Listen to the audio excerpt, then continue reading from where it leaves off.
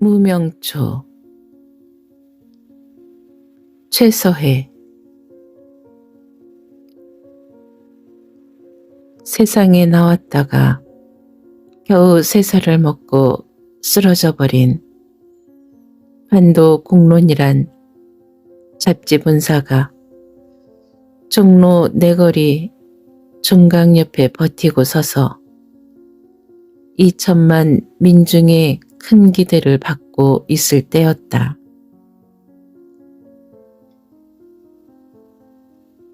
반도공론의 수명은 길지 못하였으나 창간하여서 1년 동안은 전 조선의 인기를 혼자 차지한 듯이 활기를 띠었었다. 반도공론이 그렇게 활기를 띠게 된 것은 여러 가지 이유가 있으나 무엇보다도 가장 큰 이유는 그때의 그 잡지의 사장에 주필까지 겸한 이필현 씨가 사상가요 문학자로 당대에 명망이 높았던 것이요.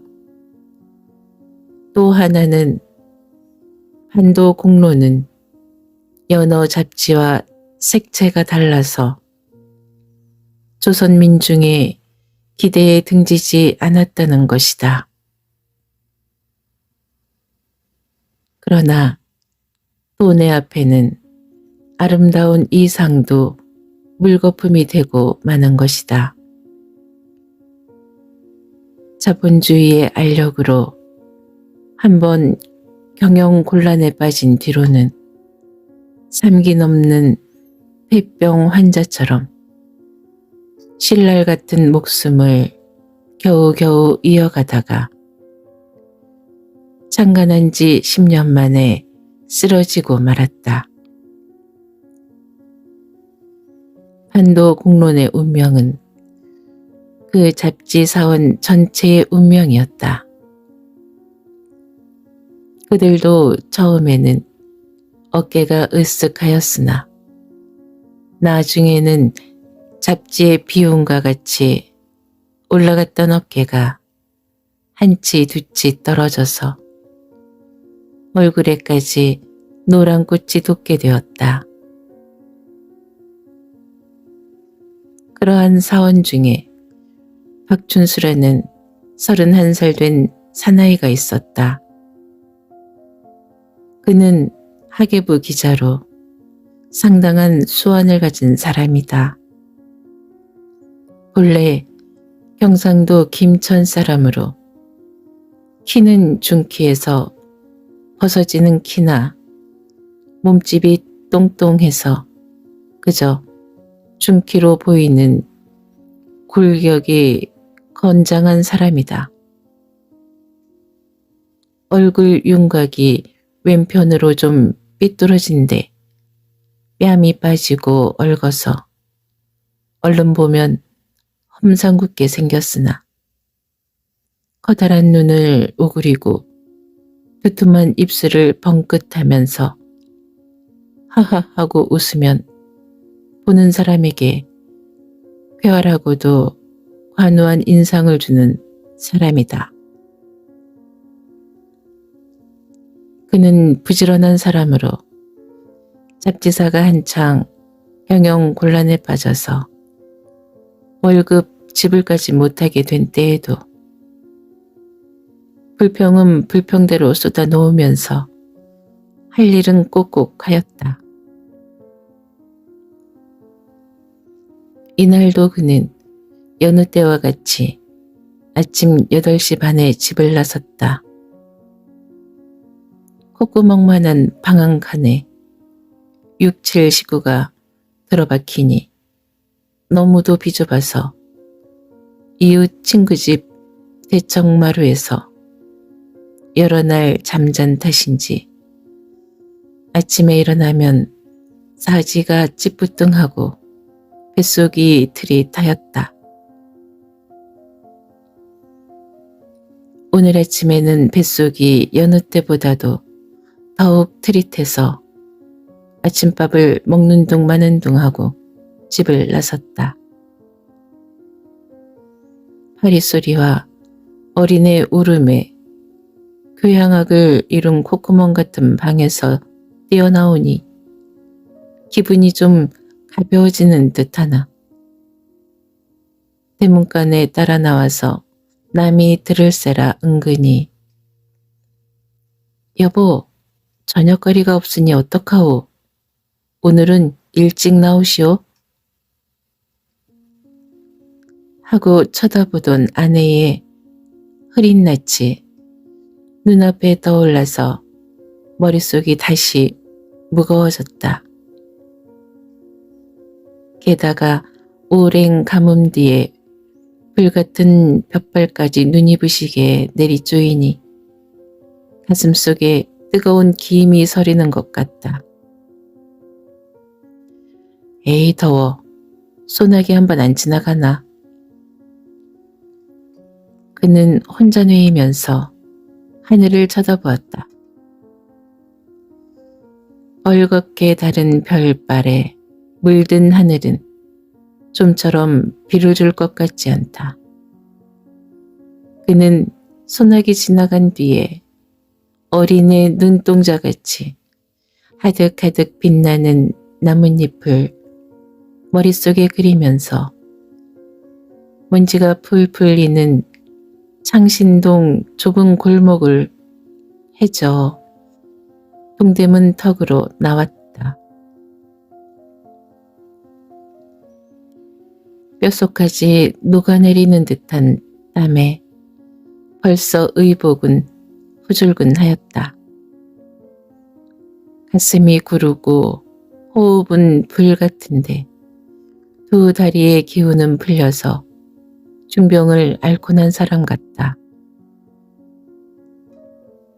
그는 삼복 폭양에 백여리의 길을 걷고도 땀도 별로 흘리지 않고 기운이 싱싱하던 옛날을 생각하는 때마다 지금의 건강이 너무도 상한 것을 새삼스럽게 느끼게 된다. 중병을 앓은 일도 없이 다른 무슨 이렇다 할 만한 까닭도 없이 나날이 상하여가는 건강을 생각하면 무어라 꼭 잡아 말할 수 없는 크고 흉악한 그림자가 자기의 몸을 자기로도 모르게 한치 두치 먹어드는 듯해서 견딜 수가 없었다. 소리도 못 치고 죽는 죽음이다. 그는 어이없는 코웃음을 치고 종로를 스쳐오는 바람을 동대문 파출소 그늘에 서서 쏘이면서 동대문 문루를 쳐다보았다. 온몸에 먼지를 뿌옇게 입은 문루는 내리쪼이는 볕에 육중한 몸을 주체치 못해서 소리 없는 한숨을 쉬는 것 같다.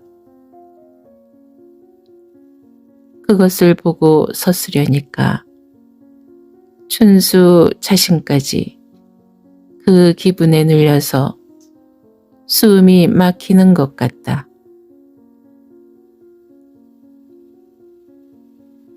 그는 몸을 돌려서 전찻길을 건너섰다.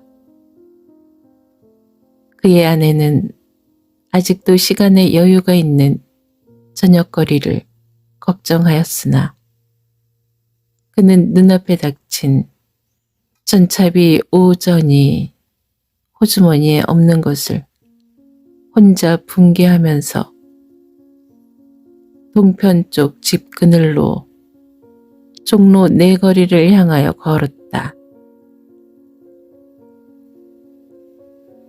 사이에 찾아드니 아래층 영업부에는 사람의 그림자가 어른거리나 위층 편집실에는 아무도 오지 않았다. 망했어, 망해. 10시가 다 되도록 아무도 안 왔으니 일 잘 되겠다. 그는 혼자 분개하면서 저고리를 벗어 걸고 넥타이를 끌렀다. 먼지가 뿌연 책상을 원고지로 쓱쓱 문대고 의자에 앉으려니까 저편 방으로 급사가 눈을 비비면서 나왔다. 너 지금 일어났니? 그는 담배를 피우면서 급사를 보았다. 급사는 아무 말도 없이 머리를 숙였다. 들면서 펑긋 웃고 아래층으로 내려가더니 물과 빗자루를 가지고 와서 그때의 소재를 시작하였다. 급사가 방바닥에 물을 뿌리고 쓰려는데 김과 최가 들어왔다. 이게 이런. 말썽 많기로 이름 있는 방안을 돌아보더니 가느다란 눈을 똑바로 떠서 급사를 보면서 이게 뭐냐? 글쎄 해가 낮이 되도록 뭘 했니? 뭐 했어? 하고 야단을 치기 시작하였다. 우두머리 놈들이 그 꼴이 되니 무언들 바로 되겠나? 최가 비꼬아 말하였다. 에이 속상해서. 글쎄 어쩌자고 우리가 이 노릇을 한다. 에이. 김은 혼자 굴이 나서 한참 푸닥거리를 놓았다. 그들은 일할 생각은 하지 않고 한 군데 모여 앉아서 이야기를 주거니 받거니 하였다. 열어놓은 유리창으로 흘러드는 바람은 여러 사람의 상기된 얼굴을 시원스럽게 스치었다. 그래, 이달에도 월급을 안 주게 작정인가? 김은 그저 성이 가신 듯이 가느다란 눈을 깜빡하면서 볼멘 소리를 쳤다. 이달도 사기 글렀나 보이. 내기 월급은 고사하고 단돈 몇 푼이라도 주었으면. 참말 생각하면 우리가 더러워. 의자를 가로타고 앉은 최는 창밖을 내다보면서 남의 말처럼 뇌었다. 이거 사람이 살 수 있나? 그래, 그놈들은 어쩌게 작정이야? 이사인지 깻목덩인지 그 자식들은 매일 호기만 빼면서 책을 만들라고 독촉은 하면서도 돈은 안 주고 먹어야 일도 하지. 에이. 춘수는 얼근 얼굴에 근육을 실룩거리면서 커다란 목소리로 물퍼 붙듯이 주워대다가 벌떡 일어나서 유리창 앞으로 간다. 그저 의자에 앉은 두 사람은 입맛만 쩍쩍 다시고 앉아서 춘수의 뒷그림자를 물끄러미 보고 있다. 실내에는 갑자기 무거운 침묵이 흘렀다. 이때에 따르릉 따르릉 하고 탁상 전화종이 요란스럽게 울렸다. 세 사람은 그저 앉았고 선대로 전화종 소리는 못 들은 것처럼 가만히 있다.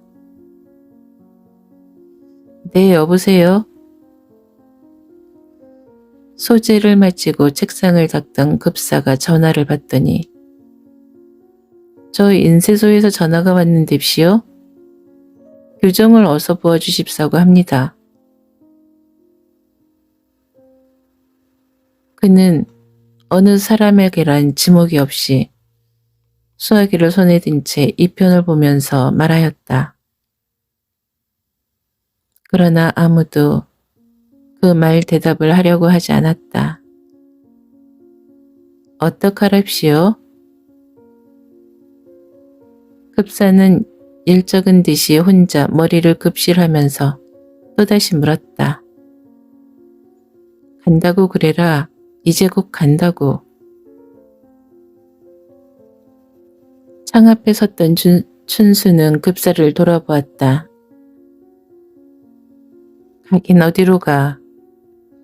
그깟 놈의 잡지는 만들어서 뭘 해. 그대로 쓰레기통에 집어넣으라고 해라.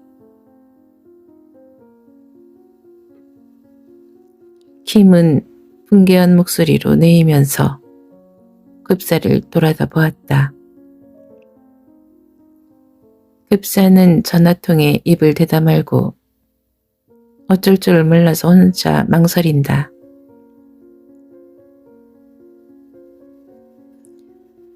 에이, 실없는 사람. 더운데 누가 거기까지 가겠냐. 이리로 좀 보내라고 해라. 옆에 앉았던 최가 웃으면서 김을 건너다 보고 다시 급사를 보았다. 급사는 최의 말대로 대답하였다. 글쎄, 이 노릇을 어찌해야 좋담. 저녁거리가 없지. 어린애는 월사금을 못 내서 학교에서 쫓겼지. 이거 사람이 제명에 못 죽고 이렇게 말라서 죽겠으니. 김은 호소할 곳 없는 가슴을 혼자 탄식하듯이 거의 절망에 가까운 소리로 내이었다. 김의 탄식에 춘수의 가슴도 울리었다. 그의 귀에는 아내의 말이 다시금 들리는 것 같다. 이제나 저제나 하고 자기가 들어가기만 기다리는 식구들의 모양이 눈앞에 떠올랐다. 오늘 아침에도 4살 된 딸녀는 곁집 아이가 먹는 참외를 보고 사달라고 트집을 쓰다가 제 어미한테 얻어맞고 울던 것이 그저 머릿속에 때록거렸다. 그는 연기가 핑핑 서리는 가슴을 드는 칼로 빡 긁고 싶었다.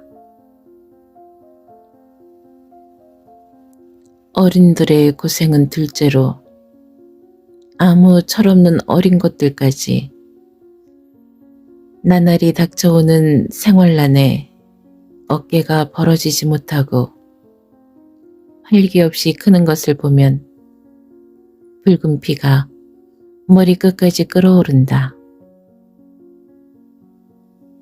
돈. 그의 머릿속에는 또 공상의 푸른 구름이 오락가락하였다. 100원만 있으면.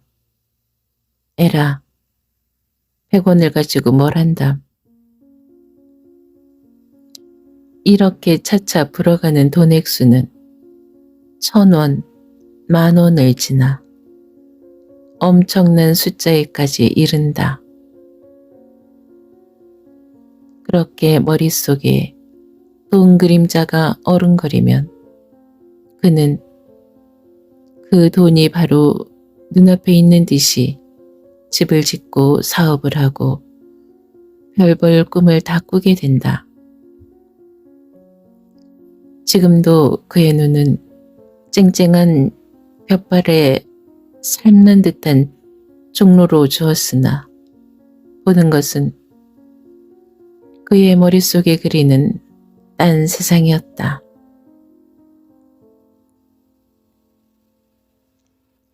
이 사람은 무엇을 생각하나? 준이나 보세.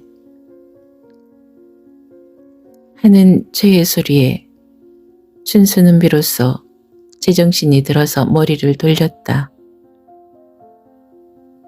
어느새 춘장이 책상 위에 놓였다. 그는 얼없는 공상을 한 것이 남에게 들킨 듯이 무슨 죄나 지은 듯한 열적은 생각에 혼자 웃다가 에이 하고 한마디 내이면서 일어서서 그의 책상 앞으로 갔다. 여보게들 그래 뭐다 이럴 작정이야? 담배를 피우던 김은 그저 신기가 펴지지 않았다. 그럼 어떡하나. 하늘에 올라가 금시 별 따는 수가 나나. 붙어있는 우리만 곰지. 쇠는 그저 배심 좋게 뇌이면서 커다란 봉투에 들어있는 춘장을 끄집어 내었다. 이놈아, 이건 걷어치우고. 김은 채가 잡은 춘장을 빼앗아 방바닥에 버리면서 어떻게든지 결말을 내세 오늘은 하고 정색으로 말하였다. 이놈이 미쳤나 어른을 모르고. 허허 그래 어떻게 할 작정인가. 채는 다시 춘장을 집으려고도 하지 않고 김을 건너다 본다.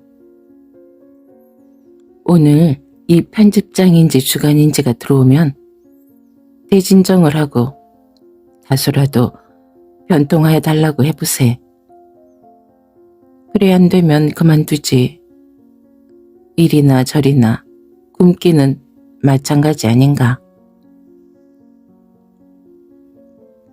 김은 무슨 결심이나 한 듯이 긴장된 빛으로 말하였다. 글쎄 말은 해보세마는 돈 안 준다고 우리가 가보세. 드러내놓고 말이지. 자네나 나나 어디로 갈 데가 있나. 누가 좋아서 이 노릇을 하겠나. 채는 자탄 비슷하게 나중말을 맺었다. 그래, 딱한 일이야. 주관이나 사장인들 어쩌겠나. 돈 낸다는 작자가 말만 낸다 하고 주지는 않지. 그런데 조선서 잡지 사업이란 생돈 쓸어넣는 사업인 것은 뻔한 노릇이지. 생각하면 우리가 이것을 하고 앉았는 것이 바보야, 바보. 춘수는 몇 마디 내이고는 춘장을 집어들고 주필지를 시작하였다. 춘수의 기분은 점점 흐렸다. 사지가 몹시 찌뿌드드하고 뱃속이 버글버글 끓는 것이 선잠을 깬 것 같기도 하고 못 먹을 것을 먹은 듯도 하였다. 그런대로 몸을 비비 틀면서 주필지를 하였다. 정오가 지나고 오후 1시가 되면서부터는 등골에 찬물을 끼얹은 듯이 전신이 오싹오싹 죄어들면서 아슬아슬 추운 것이 앉아서 견딜 수가 없었다. 그런대로 이를 악물고 견디려고 하였으나 나중은 얼음구멍에서 뽑아놓은 사람처럼 이가 덜덜 쫓기고 머리끝까지 오싹오싹 죄어들어서 안절부절을 못하게 되었다. 그는 참다 못해 숙직실로 뛰어들어갔다. 숙직실로 뛰어간 그는 급사에 이불을 뒤집어 쓰고 드러누워서 덜덜 떨었다. 온몸의 근육이 냉기에 죄어들고 이가 쫓기는 것을 억지로 참아가면서 1시간 동안이나 애를 썼더니 그 떨리는 증세가 없어지듯 하며 다시 온몸에 열이 오르기 시작하는데 고기가 익는 것 같았다. 머리가 쩔쩔 끓고 눈이 부연 것이 금방 무슨 변이 생길 것만 같았었다.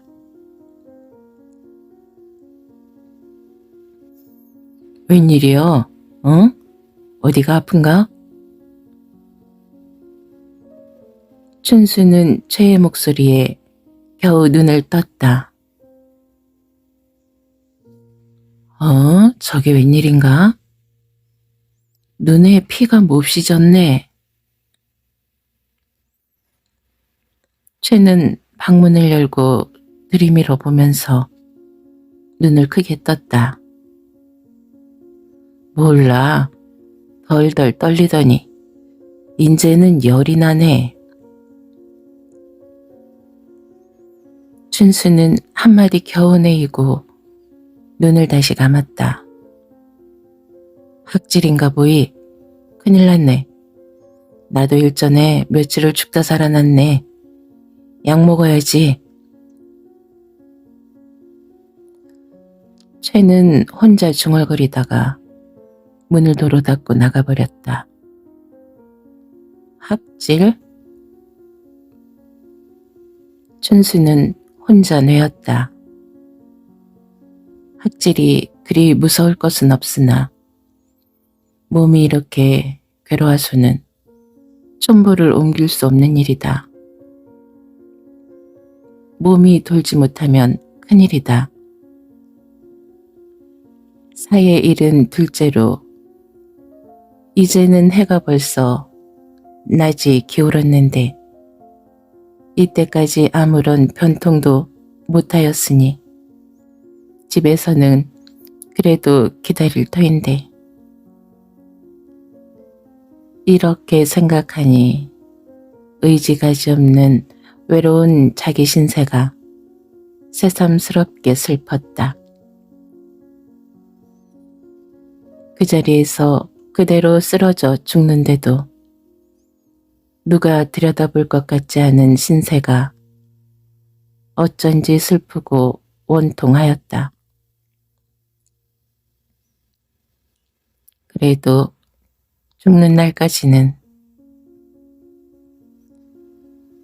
그는 몸을 겨우 일어나 앉았다. 뱃속은 그저 버글버글 끓이고 머리가 해행한 것이 중병을 앓고 난 사람 같다.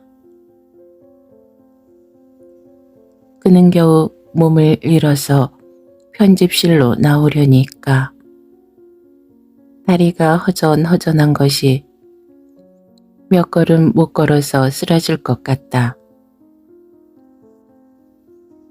그런대로 악을 쓰고 편집실로 나오니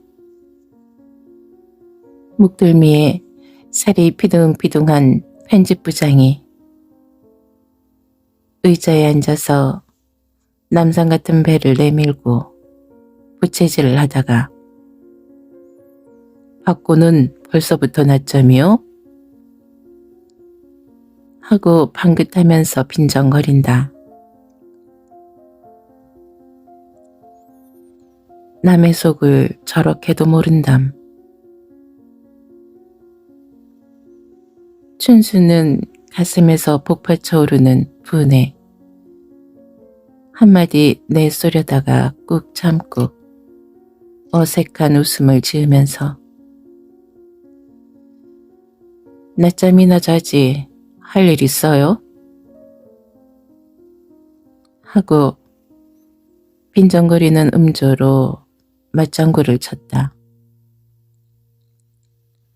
어때 좀 괜찮은가? 편집부장과 무슨 이야기를 하던 최는 춘수를 보면서 말을 건네었다. 그저 그래. 춘수는 자기 자리에 힘없이 앉으면서 이마를 찌푸렸다.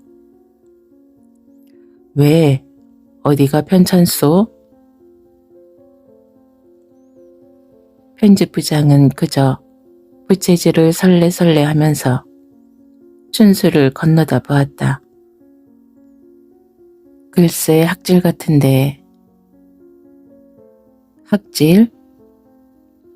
요새 낮잠 자면 학질 들리지. 학질이거든 뛰어다니시오. 내가 연전에 학질이 들려서 고생하다가 한강에 나가서 헤엄질 쳤더니 달아나 버리더군. 허허. 하고 싱거운 말에 웃음으로 맛이나 도려치려는 듯이 웃었다.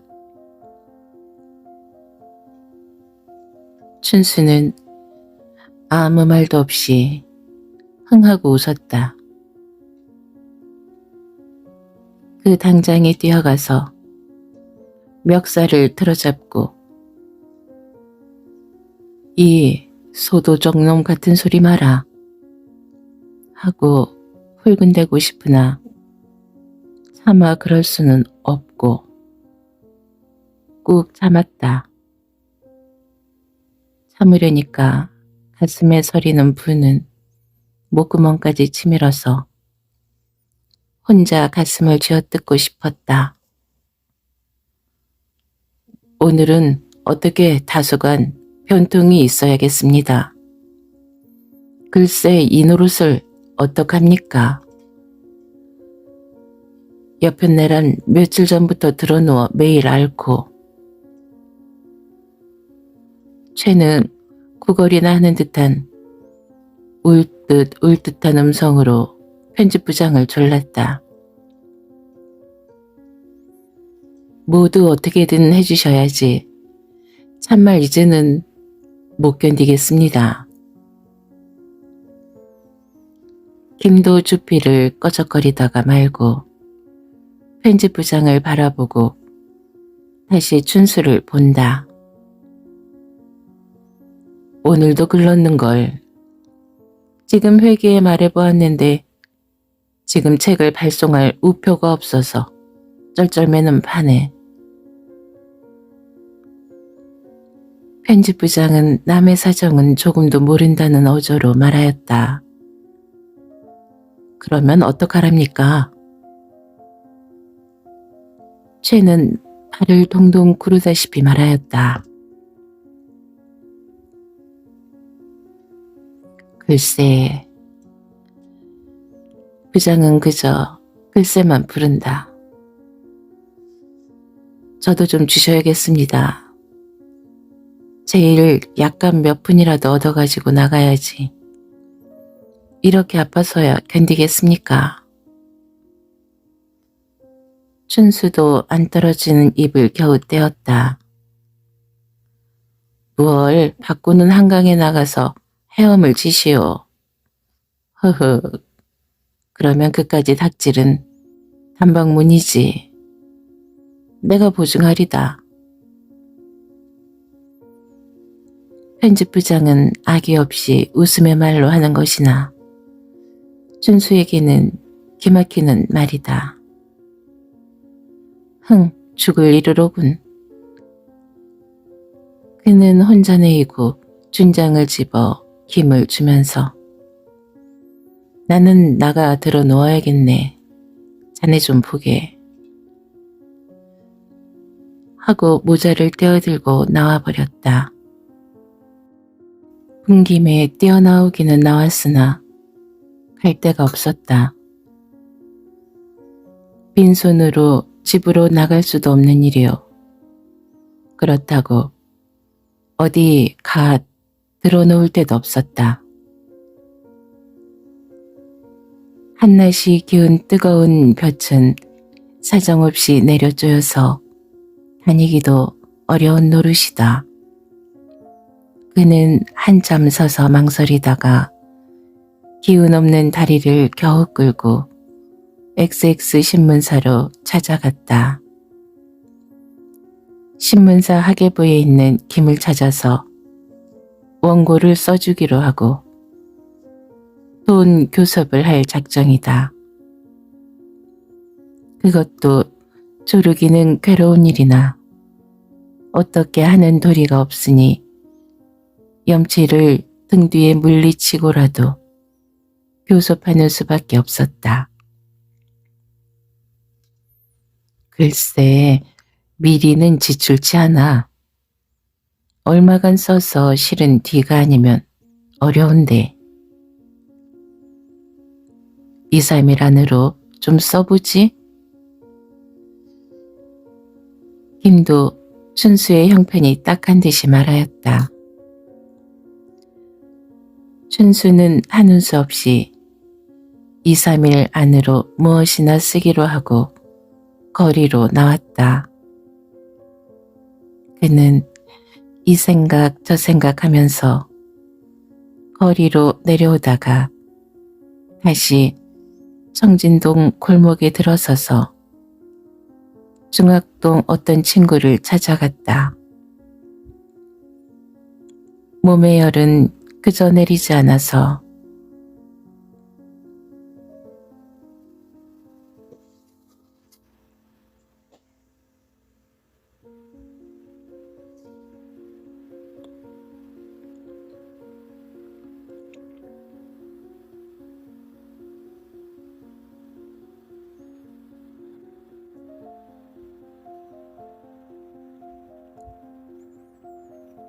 몸의 열은 그저 내리지 않아서 걸을수록 더욱 괴로웠다. 그는 한참 만에 중학동 청변에 있는 어떤 집 앞에 이르렀다. 정작 대문 앞에까지 이르니 발이 무거워서 들어갈 수가 없었다. 괴로워하는 남을 조르기도 어려운 일이요. 갖은 궁한 소리를 다하면서 구걸하기도 자기의 존재가 아주 짓밟히는 것 같았다. 그는 한참 서서 망설였다. 그러나 목전의 현실은 그의 발을 문 안으로 끌어들였다. 그 친구는 있으나 다른 사람이 있어서 그는 할 말을 못하고 한편에 앉아서 신문을 보면서 그 사람이 가기를 기다렸다. 그러나 그 사람은 얼른 가지도 않고 신문도 눈에 들어오지 않았다. 나중에는 그 사람이 미운 생각까지 났다. 춘수는 2시간 뒤에 그 집을 나섰다. 등 뒤에서 손가락질하고 알지 못할 그림자가 두 어깨를 꽉 누르는 것 같아서 발이 땅에 닿지 않다시피 뛰어나왔다. 또 만납시다 하는 주인의 소리는 다시는 오지 말아줘, 제발 하는 소리 같아서 마음이 근질근질하였다. 대문 밖에 뛰어나와서 호주머니에 든 1원 지폐를 다시 만져보니 큰 성공이나 한 듯이 시원하였으나 몇 걸음 못 나가서 다시 이마를 찌푸리지 않을 수 없었다. 어린 것이 몹시 앓는데 자네 돈은 변통해주게 곧 갚으리 하고 죄 없는 어린애를 빙자하여 말한 것도 마음에 괴롭거니와 그 사람과 같은 제백엄만 죄송스러운 목소리로 종이 상전의 앞에 나선 듯이 구걸하던 자기의 그림자가 눈앞에 떠오를 때 그는 자기의 얼굴에 가래침을 뱉고 싶었다. 이러고 살아서 무얼 하나. 그것도 한두 번이지. 누가 항상 줄 리도 없거니와 준다 한들 오죽하고 주랴. 그는 그 자리에서 소리를 지르고 발버둥을 쳤으며 갑갑한 가슴이 풀릴 것도 같았다. 그러나 그것도 결국은 아무 소용 없는 일이다. 그는 청진동 골목으로 내려오면서 학질약을 사가지고 갈까 말까 하다가 한 푼이 새로운데 약까지 사게 되면 또 몇 식구의 한 끼 값은 없어지는 판이다. 그대로 걸어서 창신동 막바지로 들어갔다. 집이라고 찾아 들었으나 편히 앉을 자리도 없다.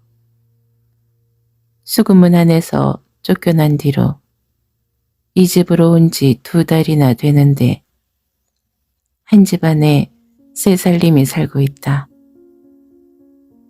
행랑에 한 살림, 안방에 한 살림, 건너방에 한 살림.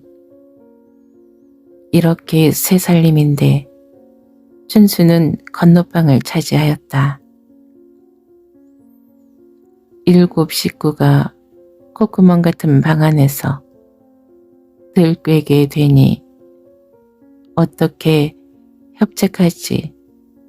그의 어머니는 마루에서 자고 그는 이웃 친구 집 마루에서 자게 되었다.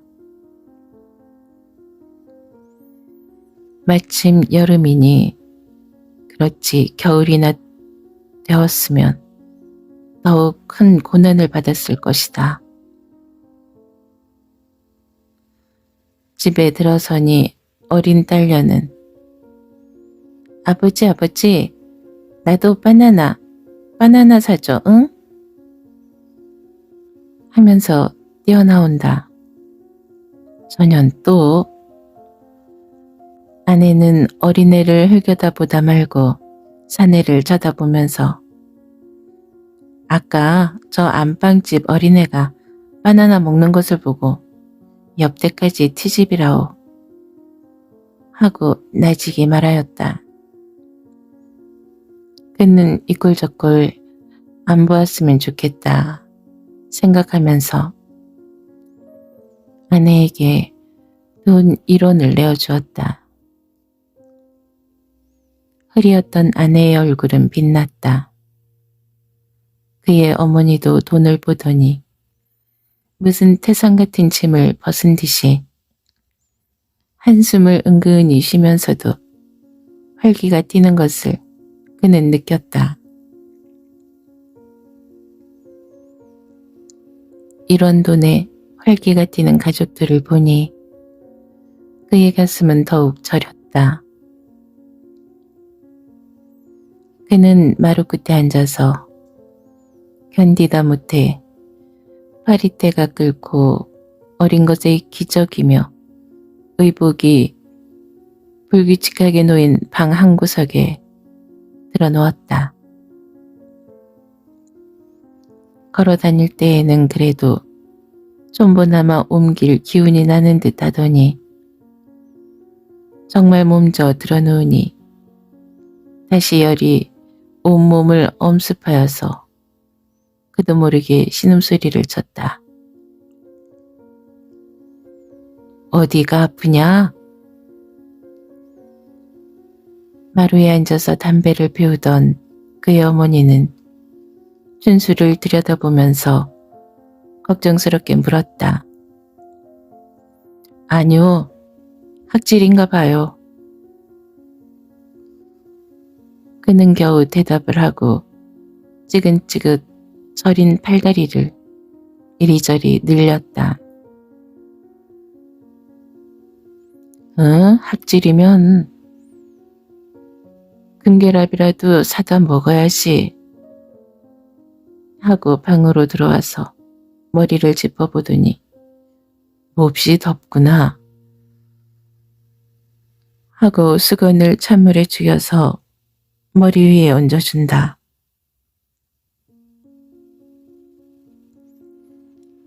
펄펄 끓던 머리에 찬 수건이 닿으니 좀 정신이 도는 듯하였다. 예, 그 돈에서 금계랍을 좀 사오렴. 어머니는 쌀 팔러 가는 며느리에게 부탁하였다. 아니 그만두셔요. 그 돈은 모두 쌀과 나물을 사야지요. 약은 달리. 그가 말을 마치도 마도에서 그 아내가 방을 들여다보면서 언제부터 아프시오? 그저 병날 줄 알았지. 이 더위에 그렇게 애를 쓰시고. 아내는 뒷말을 흐리머리 해버리고 나갔다. 야 이년아 어린애들과 장난만 치지 말고 오빠 대리나 주물러 주렴. 그의 어머니는 수건을 머리에 갈아대면서 마당에서 장난하는 그의 누이 동생을 꾸짖었다. 60이 넘은 어머니가 기운 없이 허둥지둥하면서 걱정하시는 것을 생각하니 하늘방석에 누운 듯이 괴로웠다. 온 식구들을 고생시키는 것이 자기의 죄는 아니건만 그들의 고생을 생각하는 때마다 자기의 죄 같아서 견딜 수가 없었다. 밤 8시 이후부터 열이 내렸다. 그는 겨우 몸을 수습해가지고 일어나 앉으려니까 찌는 듯한 더위에 숨이 막히었다. 한 칸방을 혼자 차지하고 앉아도 더울 터인데 온 집안 식구가 기름을 짜게 되니 참말로 견디기 괴로웠다. 마당에 거적자리를 깔고 앉아서 땀을 들이었다. 버글버글 끓던 배는 그저 몹시 끓이면서 설사가 나기 시작하였다. 1시간도 못 되는 사이에 설사를 3번이나 하고 나니 더욱 몸을 걷잡을 수 없었다. 예, 무얼 좀 먹어야지. 무얼 죽을 쓰든지 해야지. 하고 그의 어머니는 어린애들에게 지친 피곤한 몸을 늘 생각도 하지 않고 밤이 들도록 걱정을 하고 그의 아내까지 졸리는 눈을 억지로 비비면서 마루에 나앉아 무엇을 꿰매고 있다. 또 뒷간을 가니? 큰일 났다. 무얼 막을 약을. 참 답답한 노릇이다.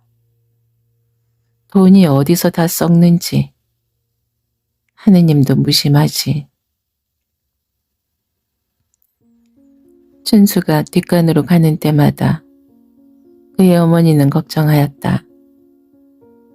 그것이 춘수에게는 도리어 괴로웠다. 괜찮아요. 이제 곧 나을 터이지요. 춘수는 식구들의 걱정이 딱하여서 방 한 구석에 도로 들어가 누워서 눈을 감았다. 그의 어머니와 아내는 행랑방 시계가 새로 1시를 쳐서도 이슥한 뒤에 자리에 들었다. 춘수는 방에 들어와서도 2번이나 뒷간으로 나갔다.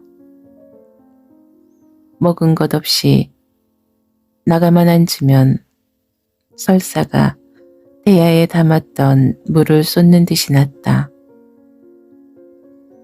금방 무슨 변이나 박도할 것 같은 공포까지 일어났다. 그럭저럭 오전 3시가 되도록 잠을 자지 못하였다. 금음 달빛은 쓰러져가는 이 초막에도 찾아들었다. 모기장을 바른 창으로 흘러드는 푸른 달빛을 가슴에 받고 누웠으니 공연히 처량하고 지나간 그림자가 활동사진처럼 머릿속에 떠올랐다. 나이 30이 되는 오늘날까지 그는 볕발을 못 보고 그늘에서 살아왔다. 일찍이 아버지를 여의고 홀어머니 아래서 자라노라고 어머니의 2호를 한껏 받기는 하였으나 남의 없는 고생을 하면서 자랐다. 그의 어머니는 40이 가까워서 그를 낳았다. 그는 그의 외아들인 춘수를 위해서 별별 고생을 다하였다.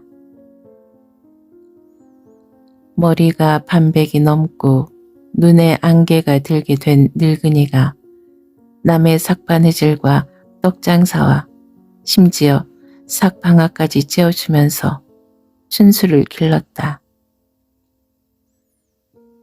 춘수도 가세가 그런 까닭에 온전한 교육은 받지 못하고 소학교에 다니다가 한문 성당에도 다니고 남의 삭김도 메었다.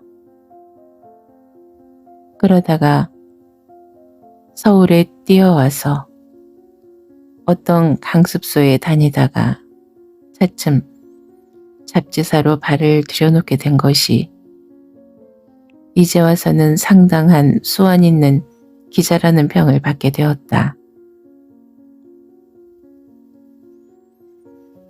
서울서 그렇게 지내는 동안에 결혼까지 하여서 어린 것을 셋이나 낳고 고향에 있던 그의 어머니까지 올라오게 되었다. 가정을 이룬 처음에는 그다지 군졸지 않았으나 그가 다니는 반도 공론사가 경영 곤란에 빠져서 1년 가까이 월급 지불을 못하게 되면서부터 그의 생활은 좁을 녀석으로 지내게 되었다. 그렇게 한번 공경에 빠진 생활은 좀처럼 추워서지 못하였다. 튼튼하던 그의 건강도 거기서 상하였다. 매일 애를 쓰고 돌아다니고 그렇게 다니나 일은 되지 않고 생활나는 어깨를 눌러서 그는 피지 못하고 나날이 시들어지게 되었다. 억지로 악을 쓰고 기운을 내나 좀처럼 기운이 나지를 않았다.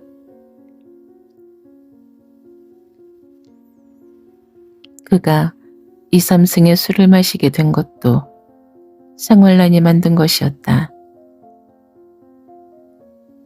한 잔만 먹어도 얼굴이 주홍빛 같아서 헐레벌떡거리는 그가 지금은 밑구멍 빠진 항아리다.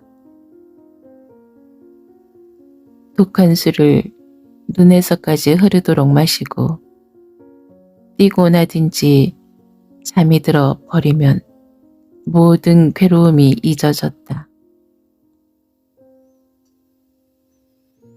그는 어떤 때 술 좌석에서 친구들에게 우리네 술은 향락으로 먹는 술이 아니야. 꼭 우리 생활의 필요로 못 이겨 먹는 것이지. 결코 여유가 있어서 소일로 먹는 것은 아니야. 그렇게 먹는 술이란 몇 친구 앉아서 한 담이나 해가면서 얼근하게 마시지. 일찍 집에 돌아가서 편안히 잠에 들든지, 그렇지 않으면 가정에 무슨 취미를 돋을 것을 하든지 해야지. 우리야 가정에 가면 골치가 아프지 사회에 나온대야 그 모양이지. 그러니 이렇게 만나고 술이 생기면 술이 망하나 내가 망하나 하는 격으로 해가 지는지 날이 새는지 생각지 않고 즉살하도록 먹을 수밖에. 하고 취담으로 한 말이 참말인지도 모른다. 그러나 모든 고통을 잊는다는 것도 취하였을 때 그때뿐이지. 깨고 나면 현실은 의연히 그를 못 견디게 굴었다. 그는 그러는 때마다 마음을 도사려 먹고 방종에 흐르는 자기의 생활을 꾸짖고 후회하였다. 무엇보다도 식구들께 미안한 일이었다. 암만 모든 고통을 잊으려고 해도 그것은 되지 않을 일이다. 현실은 의연히 현실이다. 지금도 가만히 들어누워서 이 생각 저 생각하다가 결론은 발버둥을 쳐도 이 현실을 당장에 면할 수 없다는데 돌아갈 수밖에 없었다. 여기서 행복, 뜻과 같은 현실을 바라는 것은 공상이다. 어찌했든지 모든 것은 이 현실과 싸울 수밖에. 그는 이렇게 생각하면서도 기분은 어쩐지 나날이 줄어들어 감을 느끼었다.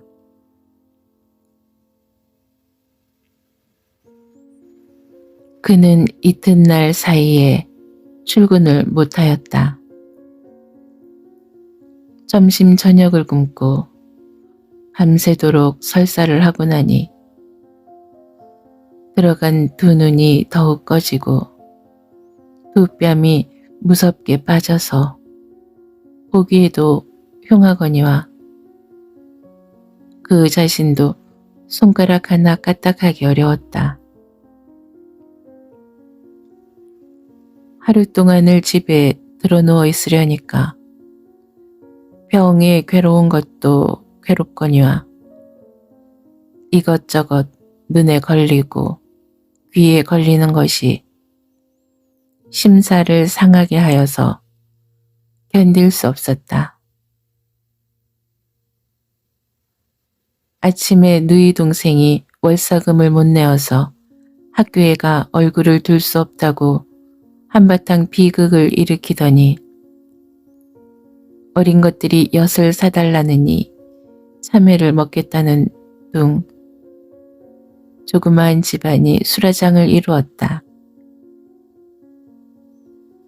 남의 애들이 먹으니 철없는 어린 것이 먹고 싶어 할 것도 정해놓은 일이요.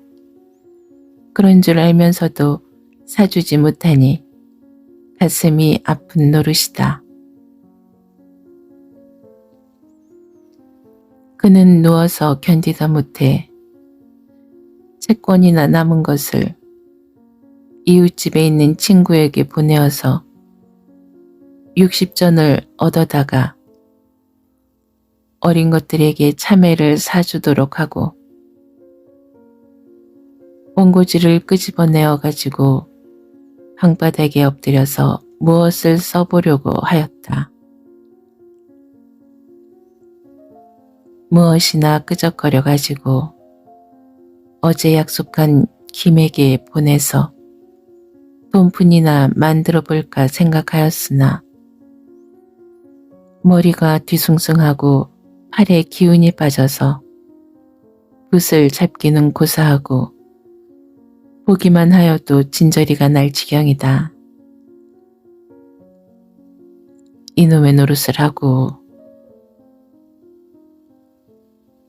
그는 여러 번 붓을 던지고 들어 누웠다가는 다시 일어나서 붓을 잡았으나 아무것도 생각나지 않았다.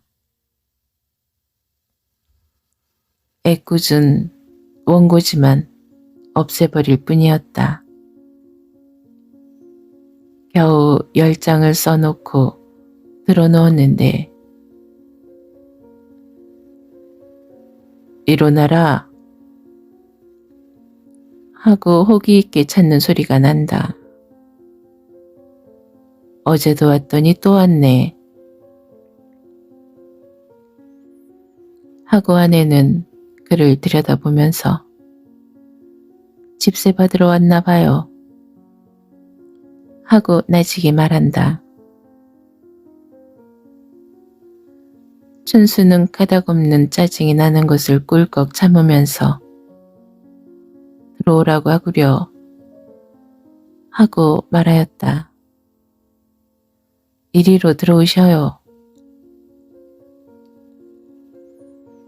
그의 아내의 말과 같이 백고 모자에 회색 아룻바 저고리를 입은 사람이 낯에 땀을 씻으면서 문 앞에 와 섰다. 안녕하시오. 춘수는 안 나오는 목소리를 겨우 가다듬어서 인사를 하면서 몸을 반쯤 일으켰다. 네, 어디가 편찮으시오? 그는 순탄한 목소리로 대꾸는 하나 잔뜩 벼르고 온 것처럼 대단 신기 불편하게 춘수의 눈에 보였다. 글쎄 학질로. 그런데 집세 때문에 또 미안합니다마는 얼마만 더 참아주시오. 춘수는 어색한 웃음을 지으면서 그 사람을 쳐다보았다. 그건 어려운데요. 벌써 2달이나 밀렸으니까 이달에는 한 달치라도 주셔야 하겠습니다. 하면서 좀처럼 해서는 사정을 볼 수 없다는 듯이 거드름을 뽑는다. 노형도 자주 다니시기에 괴롭겠지만 우리도 두고야 드리지 않을 리가 있어요. 이달 금음에는 다만 얼마라도 변통해 드릴 터이니 한번 참아주시오. 물론 주인에게 가셔서 노형도 말씀하시기 어려우시겠지만 어떻게 사정을 보아주셔야겠습니다. 춘수는 곡진하게 말하였다. 그렇게는 못하겠습니다. 오늘은 어떻게든지 해주셔야겠습니다. 그는 마루에 걸터 앉으면서 말하였다. 춘수는 더 말하지 않았다. 어찌 생각하면 그도 남에게 돈 때문에 부리는 사람으로 같이 어려운 사람의 사정을 보아주지 않는 것이 야속스럽기도 하나 어찌 생각하면 그럴 수밖에 없는 일이다. 그렇게라도 하여서 성적이 좋아야 집주인의 눈에 들게 되는 것이요. 집주인의 눈에 들어야 밥알이나 입에 들어갈 것이다. 그에게도 자기와 같이 여러 식구가 달려서 그의 어깨에 매달려 지내게 될 것이다. 그렇게 생각하니 볕에 그을러서 거무접접한 이마에 구슬 같은 땀을 흘리고 앉았는 그의 운명과 자기의 운명이 별로 다를 것이 없었다. 어떡하랍니까? 하늘을 쳐다보던 그의 사람은 이마에 땀을 씻으면서 춘수를 돌아다보고 졸랐다. 글쎄 어떡해요. 춘수도 이제는 할 대로 하라는 듯이 배를 내밀었다. 점잖은 처지에 그렇게 셈이 빠르지 못하여서야 쓰겠습니까? 그는 점잔을 붙여가면서 틀었다. 춘수는 속으로 흥 코웃음을 치면서 여보, 돈에도 점잖고 점잖지 않은 법이 있소? 점잖아도 없으면 못 갚는 것이고 못생겨도 돈만 있으면 신용 있는 세상에. 허허. 여보, 그럴 것 없으니 이렇게 조르신데야 피차 눈만 붉히게 되었지 별 수가 없으니 그 몸에 들러주시오. 하고 한 번 더 인정을 부리면서도 그 비열한 자기의 그림자가 눈앞에 떠올라서 스스로 부끄러움을 느꼈다. 그렇게는 못하겠소. 나는 더 도리가 없소. 춘수는 좀 성난 목소리로 말하였다. 그러면 집주인한테로 갑시다. 가서 당신이 직접 말하시오. 집세전을 낼 수 없다고. 하고 일어서서 춘수를 들여다본다. 나는 갈 수 없으니 주인 보고 볼 일 있으면 오라고 하시오.